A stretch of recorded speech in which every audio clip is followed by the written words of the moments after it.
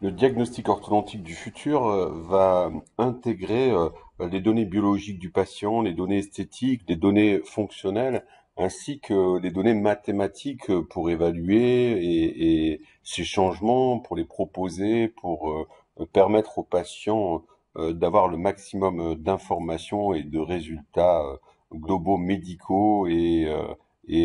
techniques et mathématiques. Alors si on regarde le diagnostic du futur,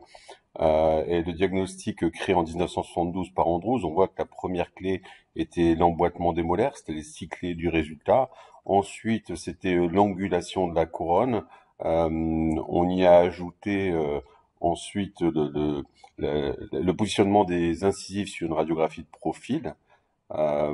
pour une bonne angulation dans son os. Ensuite, l'absence de rotation des dents pour des dents qui soient l'une côte à l'autre avec un bel alignement. Ensuite, il fallait des contacts serrés pour pas qu'il y ait de bourrage alimentaire entre les dents, donc des dents toutes collées contre l'autre. Et ensuite, un plan d'occlusion qui était relativement plat par rapport au système. Donc ça, c'est ce qu'on faisait en fait, c'était le vrai diagnostic orthodontique qui était essentiellement du coup fait à partir de téléradiographie de profil et d'un moulage en plâtre sur ces deux domaines. Et ben, on faisait une estimation, on essayait de valoriser. Il en sortait des tableaux manuels avec des calculs et des décisions de traitement. On a commencé dans le temps à intégrer les conséquences sur le profil de ces décisions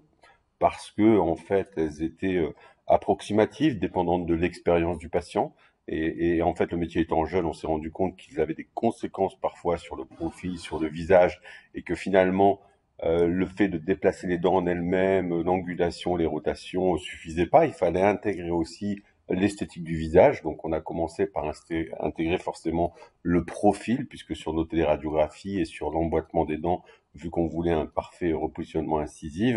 eh ben, on était essentiellement concentré sur l'esthétique du profil. Et d'ailleurs, encore beaucoup d'articles de nos jours, quand ils parlent d'orthodontie esthétique, parlent de ces photos et de ces différentes analyses, vous voyez, qui ont évolué dans le temps, mais qui ont commencé en 1907 et jusqu'en 1966. Les vraies premières réflexions sur l'esthétique orthodontique ont toujours été sur ces photos de profil et justement les conséquences du traitement mécanique de l'emboîtement des dents sur le visage. Alors bien sûr, aujourd'hui,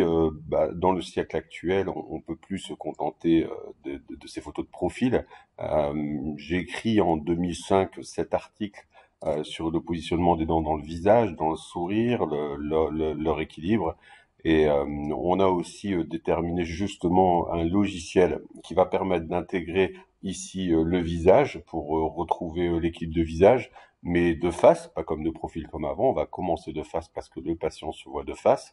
On va pouvoir intégrer les dents dans le sourire, leur positionnement par rapport au visage, par rapport à l'individualité, par rapport aux yeux, par rapport à ces trous noirs qu'on peut avoir sur les côtés, et faire une proposition esthétique qui intègre maintenant la photo de sourire de face qu'on voit avec l'évolution de l'Instagram, les réseaux sociaux, qui est devenu quelque chose de prédominant. Mais on va le faire dans un diagnostic qui est clair. On va bien sûr toujours intégrer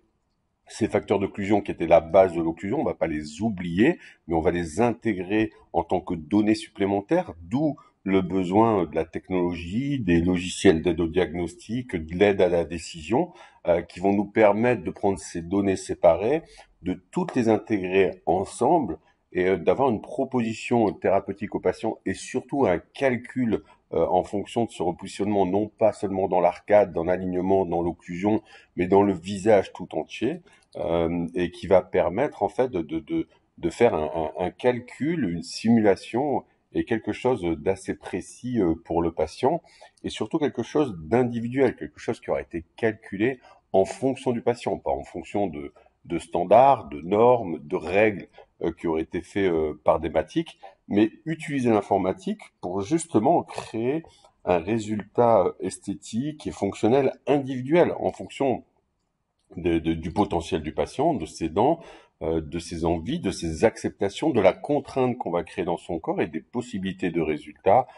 qui sont parfois en orthodontie pure, qui peuvent être en chirurgie. Enfin, lui expliquer en fait le contexte actuel utiliser cette aide au logiciel et bien sûr continuer à intégrer la radiographie, mais prendre cette radiographie, la superposer au visage pour bien que le patient comprenne que c'est une entité globale, utiliser toutes les données biologiques et médicales à notre disposition, mais utiliser la technologie pour pouvoir les compiler et que le patient à la fin ait quelque chose de clair, de compréhensible, qui va lui permettre d'intégrer. Et bien sûr, rajouter aussi ces problèmes fonctionnels qui sont l'occlusion, l'emboîtement des dents, mais qui est aussi maintenant la respiration, l'airway, la déglutition, la position de la langue, le nez, la respiration par le nez, l'emboîtement du visage. Donc toutes ces données qui sont importantes, on va les compiler dans des logiciels d'aide au diagnostic pour essayer de rien oublier, pour que le patient ait un meilleur confort, ait une meilleure compréhension de son traitement, une meilleure appréhension, et qu'à la fin, on arrive à faire évoluer notre profession et à avoir un meilleur résultat.